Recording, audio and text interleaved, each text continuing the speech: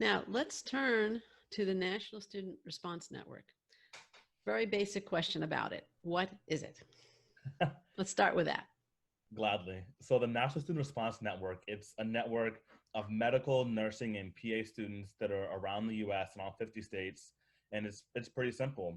Our goal is to help out hospitals and nonprofits and governmental organizations with the things that are ailing them, predominantly facing COVID-19. And so the simple idea was people need help and we have all the students that want to help. Let's find a way to connect them.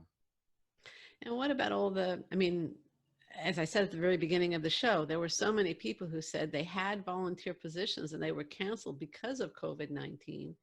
Yes. So, and the restrictions on PPE and that kind of stuff. How are you dealing with those restrictions? Why are your volunteers being accepted and those essentially fired?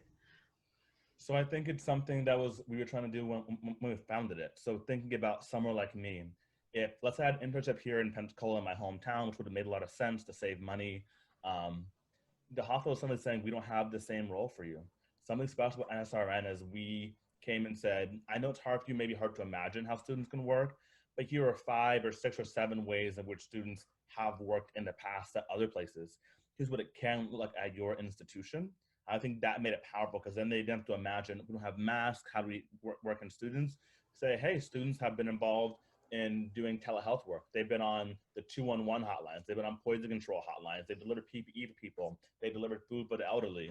And you start to give ideas for them, and they're saying like, wait, there are these niches in which students can work.